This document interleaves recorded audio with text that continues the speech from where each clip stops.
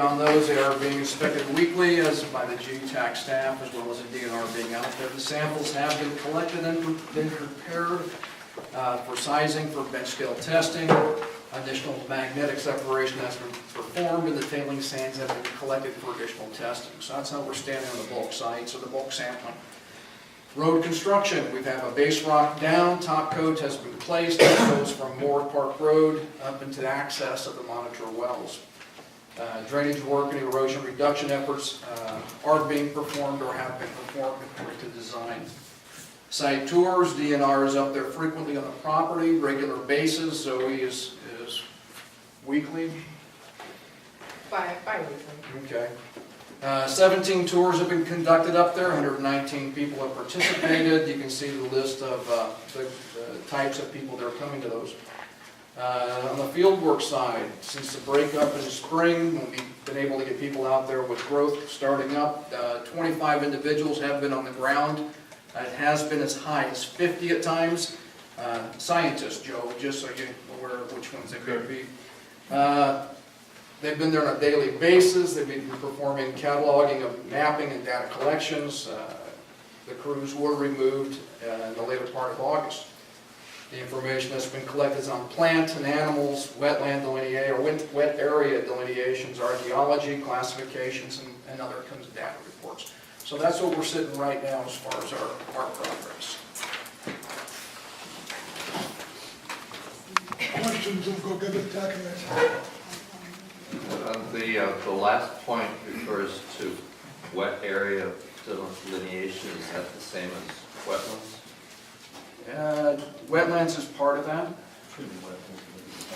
Because I recall some weeks ago, I think it might have been one of the last reports that Mike Simonson did, there was a reference to the folks that have been exploring the area being surprised by the extent of the wetlands. Anything you might comment on that? Not sure what to comment. They were surprised. Well, do you remember that there was a news report about the area seemed wetter than folks expected, and it was part of the rationale, as I recall, of... I think there were some maps that were generated by the DNR years ago that identified what they would perceive as being wetland areas.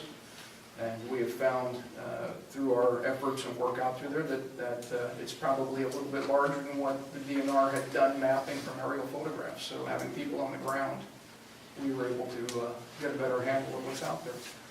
So we were basing it off the Wisconsin wetland inventory because that's the information we had available. And knowing how it was put together, we expected to have more wetland area. Now we have an idea of where things are and how we can better design the project. Has it caused a redesign then on your part? You're sure you're going to have to not just later? Not just the wetlands. The work that we're doing right now is geology driven. We have a geologic model that we can use. The program, we've got it pretty well to where it works. We've had some people in Colorado working on it for us to get it to where we can use it as a tool. And what we're seeing is the reserve base changes. We think we've got more tons than what we expected. And that was after we got all the drilling completed, all the lab work completed. We can put it into the model.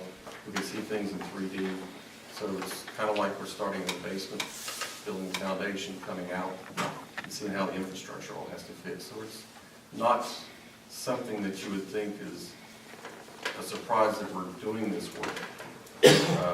But it's good to step back and look at it again, and this is a better way. Just like if you're, for example, you're in a house and you take down the sheetrock, you find out more behind the sheetrock, that you'll make different changes from